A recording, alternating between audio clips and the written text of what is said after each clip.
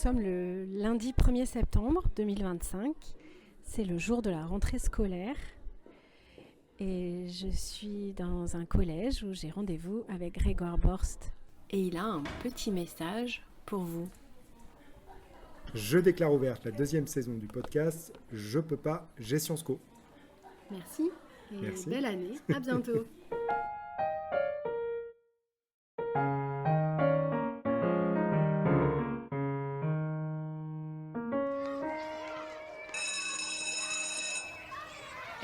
Tu viens ?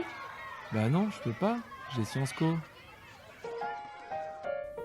Avez-vous déjà entendu parler du réseau des Learning Labs et des Coniclass ?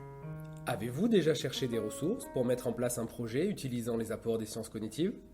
Bienvenue dans cet épisode dédié au projet Sciences Cognitives proposé par Adeline André et Frédéric Guilleret. Avant de plonger dans deux exemples phares, posons le décor. Un projet basé sur les sciences cognitives, qu'est-ce que c'est ? Eh bien, c'est avant tout une démarche pédagogique qui s'appuie sur des résultats validés, évidemment, de la recherche en sciences cognitives pour améliorer les apprentissages. Ça peut être à l'échelle d'une classe ou d'un établissement, en premier ou en second degré. L'idée en tout cas, c'est d'expérimenter, adapter et surtout partager des pratiques efficaces qui fonctionnent, et cela au service de la réussite de tous les élèves. S'engager dans ce type de projet, c'est se former, se questionner, avancer dans son développement professionnel. Et bonne nouvelle, toute la communauté éducative peut participer.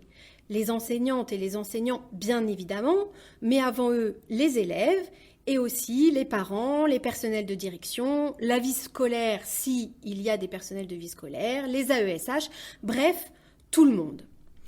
Et nous voulions vous parler de deux initiatives concrètes que vous pouvez suivre facilement pour expérimenter dans votre classe et votre établissement.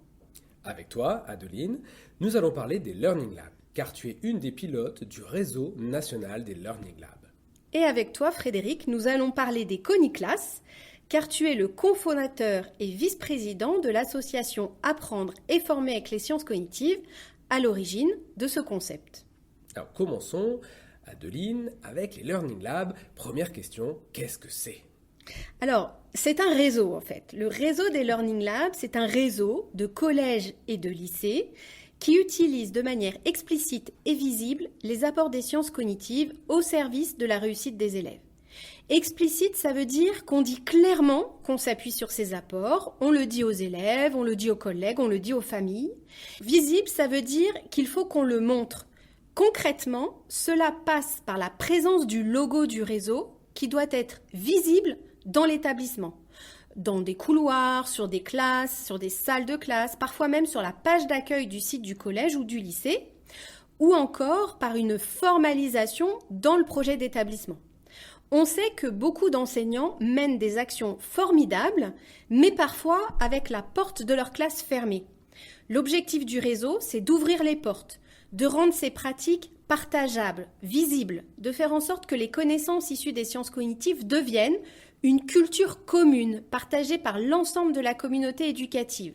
On cherche un peu à favoriser ce qu'on pourrait appeler une école apprenante. Mais du coup, chaque établissement applique tout ce que tu viens de dire de la même façon ?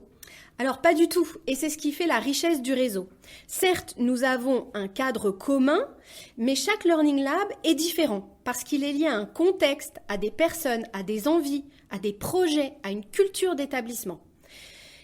Donc le Learning Lab peut être par exemple un simple espace sur un mur, aménagé dans un couloir, ça peut être un espace au CDI, ça peut être une salle dédiée, et cet espace va être le cœur physique, mais ce qui va compter, c'est les dynamiques qui seront déployées autour et le fait que ce cœur soit le point d'ancrage, le repère visible et vivant au sein de l'établissement, au service d'une démarche collective, au service des apprentissages. Super. Alors, tu nous parles du réseau, là, on parlait des Learning Labs, là maintenant on parle du réseau des Learning Labs. Comment est-ce que ce réseau fonctionne au quotidien ? Alors, ce réseau, comme je l'ai dit, c'est un réseau de collèges et de lycées. Et chaque établissement, chaque Learning Lab va identifier ce qu'on appelle des professeurs ressources. Pour un établissement, il faut minimum 2 professeurs pour pas être isolé dans la démarche, pouvoir se soutenir. Et au sein du réseau, nous proposons des actions qui sont à destination de ces professeurs ressources. Et eux, ensuite, sont chargés de décliner des dynamiques localement dans leurs établissements. Au sein du réseau, chaque année, nous proposons des réunions, environ 4, qui sont à la fois réunions temps de travail, où on va proposer des moments de réactivation sur des notions qu'on aura déjà abordées, des apports sur des thématiques identifiées par les uns et les autres, des partages d'expériences qui vont permettre de mutualiser les pratiques. En début d'année scolaire, on propose toujours une réunion spécifique pour les nouveaux Learning Labs. Globalement, ce sont les établissements qui ont rejoint le réseau dans les 6 derniers mois, ce qui nous permet de les accueillir et de les accompagner dans leur démarrage.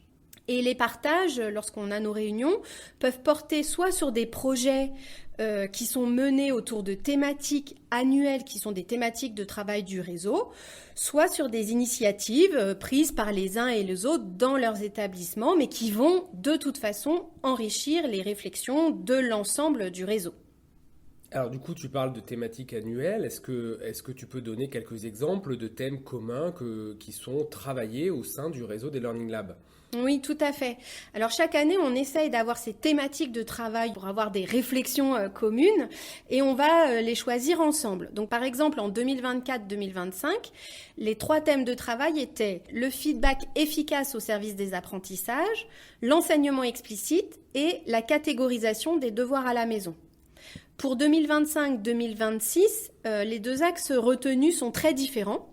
Le premier, c'est celui des élèves ambassadeurs. Donc là, il s'agit de former des élèves qui vont à leur tour transmettre à d'autres élèves ce qu'ils ont appris sur le cerveau, l'attention, les stratégies d'apprentissage. Et l'idée, c'est que ces élèves ambassadeurs peuvent avoir des actions au sein de l'établissement, mais aussi entre établissements, au service des liaisons, école-collège, collège-lycée.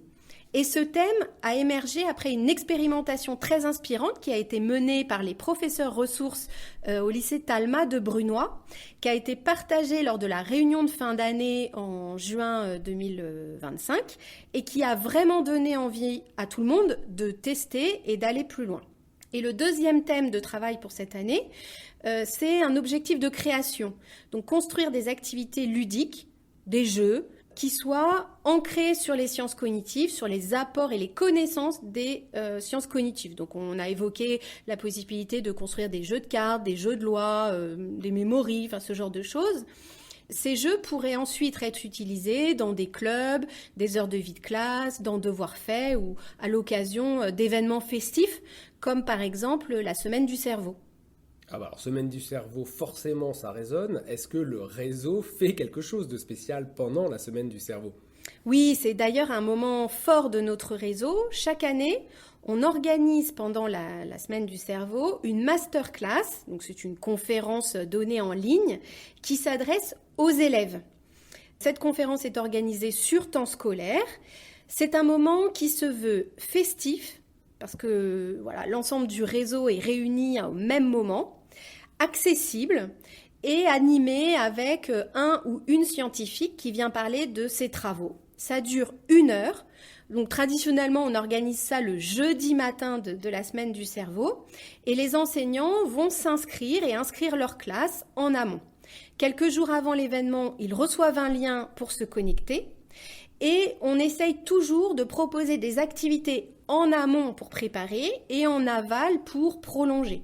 Donc par exemple, en amont, on peut proposer un questionnaire, des activités de sensibilisation, voilà, ce genre de choses. Et en aval, on a proposé des concours de slogans, des concours d'affiches ou de marque-pages, ou encore des créations collaboratives.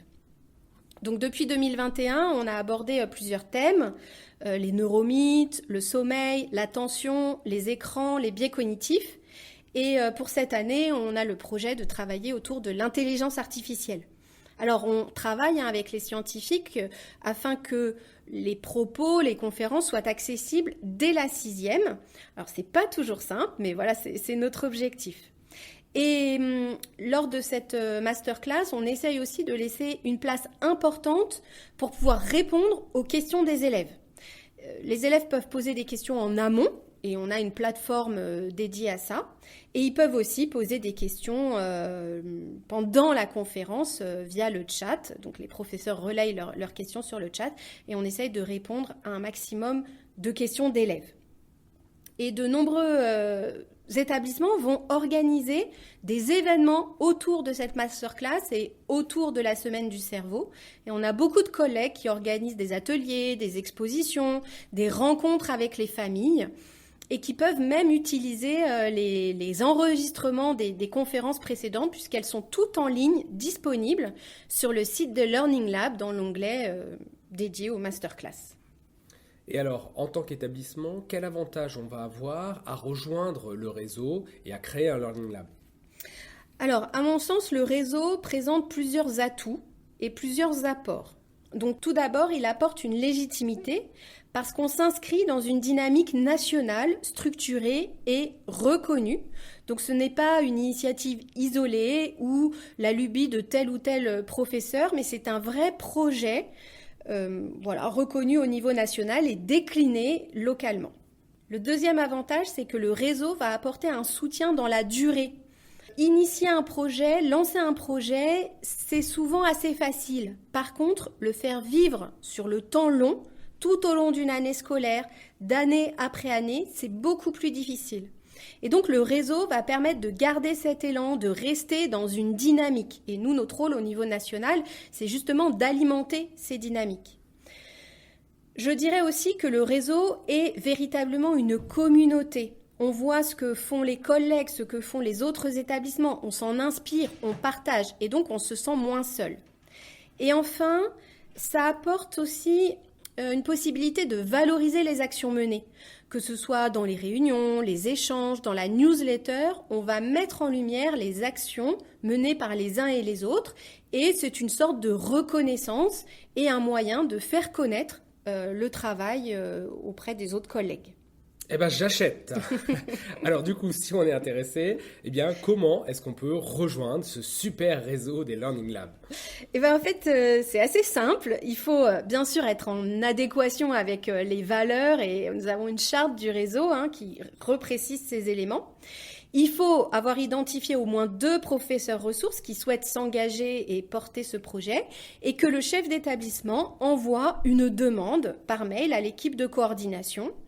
Et ensuite, on va pouvoir accompagner les premières étapes, orienter vers des ressources, aider à prioriser, intégrer justement aux rencontres pour pouvoir rencontrer les autres collègues. Et l'ensemble des démarches sont détaillées sur le site des Learning Labs qui est www.learninglabs.fr. Eh bien, merci, c'était parfaitement clair.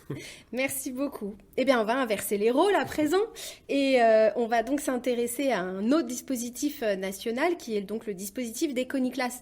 Alors, Frédéric, est-ce que tu peux nous présenter ce qu'est une coniclasse ? Oui, alors une coniclasse, alors le mot à la base, il vient de l'association Apprendre et former avec les sciences cognitives, qui est une association loi 1901, qui est reconnue par le ministère de l'Éducation nationale. Et il y a quelques années en arrière, quand on a créé l'association, on a réfléchi à justement un terme qui pouvait un petit peu désigner toute cette dynamique qui commençait il y a presque 10 ans à arriver un petit peu sur le terrain et donc on a décidé d'appeler ça des coniclasses. Alors qu'est-ce que c'est ? Eh bien c'est tout simplement, une coniclasse c'est tout simplement une classe dans laquelle les enseignantes et les enseignants mettent en place des pratiques pédagogiques efficaces qui sont fondées sur la recherche en sciences cognitives. Alors, si on est dans le premier degré, évidemment, un enseignant ou une enseignante, eh bien, suffit. Il ou elle a déjà une coniclasse. Dans le second degré, eh bien, on peut avoir aussi une coniclasse déjà dans sa propre discipline. C'est-à-dire que je peux, moi, me lancer, expérimenter dans ma classe, et c'est déjà une coniclasse. Après, plus on est nombreux et plus on est nombreuses à porter les pratiques efficaces, et plus, évidemment, ça va avoir d'impact. Ce qu'on voit un peu sur le terrain, c'est qu'on commence déjà dans sa classe. On commence dans sa classe premier degré, on commence dans sa classe ou ses classes second degré, et progressivement, on élargit et on va chercher d'autres collègues. Et puis après, on va avoir plusieurs coniclasses, des niveaux entiers, et on a même des coni-écoles ou des coni-collèges où tous les enseignants et les enseignantes de la communauté éducative sont impliqués dans la mise en œuvre de pratiques efficaces. D'accord, mais est-ce que toutes les coniclasses se ressemblent? Ah oui, alors, et bonne question parce que pas du tout. Je dirais même que c'est l'inverse, elles sont toutes différentes. Le principe de base, on l'a évoqué, hein, c'est utiliser les apports de la recherche en sciences cognitives pour mettre en place des pratiques pédagogiques efficaces. Mais les choix qu'on fait lorsqu'on met en place un certain nombre de choses, eh bien, ça dépend du contexte, de soi, de nos élèves, de notre appétence, des difficultés qu'on peut rencontrer. Donc chaque coniclasse va proposer des pratiques qui vont être liées à ces axes de travail. Donc ça varie beaucoup parce qu'on ne va pas commencer en mettant en place, en changeant l'intégralité de ces pratiques et en mettant en place énormément de gestes sur l'attention, la compréhension, la mémorisation, etc., etc. Donc il y a une très très grande diversité. Et puis aussi, comme je l'évoquais un peu avant, une diversité dans le format. Ça peut être juste un ou une enseignante, ça peut être une équipe, ça peut être tout un niveau, ça peut être un établissement. Donc c'est très varié et je dirais que c'est la norme, c'est même la diversité. Alors, on voit justement la richesse que ça peut prendre. Du coup, quelles sont les ressources que vous proposez au sein de l'association pour pouvoir accompagner, soutenir ces coniclasses? L'association, elle propose un certain nombre de choses. Déjà, elle propose des ressources qui sont librement accessibles sur son site internet. Sur le site, il y a un moteur de recherche qui permet de très facilement aller trouver ce dont on a besoin. Alors, on va trouver plein de choses sur ce site. On va avoir, par exemple, un kit de documents pour monter un projet de coniclasse. Alors, dedans, on va trouver des documents qui expliquent évidemment ce qu'est une coniclasse, mais vous trouvez aussi un document qui parle de l'impact des sciences cognitives sur les postures enseignantes. Vous avez un document pour présenter le projet au personnel de direction, un autre pour le présenter aux familles, etc., etc. Vous avez aussi des fiches théoriques qui font le point sur un certain nombre de concepts issus de la recherche en sciences cognitives, parce que l'association elle a une grosse activité de veille scientifique et de curation. La rigueur, c'est vraiment une valeur qui est importante pour nous, donc les productions sont vraiment vérifiées pour qu'elles soient toujours associées à la recherche. On trouve aussi des fiches pédagogiques qui vont présenter des pistes concrètes. Ces fiches, elles permettent justement de décliner tous les apports de la recherche en gestes professionnels opérationnels directement pour la classe. Et on trouve aussi des fiches témoignages ou des fiches bibliographiques. Tous ces documents couvrent les différents niveaux, de la maternelle jusqu'au lycée, et sur plus d'une dizaine de grands thèmes, qui sont les grands thèmes associés aux sciences cognitives de l'apprentissage, attention, mémorisation, compréhension, fonction exécutive, métacognition, etc. Ça, c'est un premier point. Donc l'association, elle produit déjà beaucoup de ressources dans ce sens-là.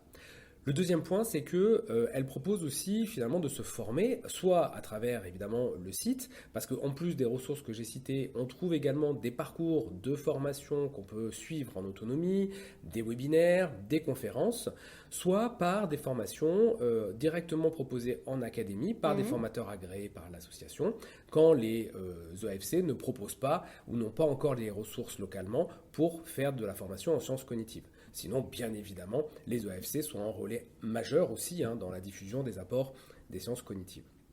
En termes d'accompagnement, l'association va proposer 3 à 6 fois par an des webinaires de suivi des coniclasses qui permettent évidemment d'être ensemble, de continuer de former les acteurs de terrain, de partager les retours d'expérience, de sortir aussi un peu de l'isolement parfois, parce que c'est vrai que des fois on innove un petit peu seul dans son coin, dans sa classe, donc ça permet de quitter l'isolement.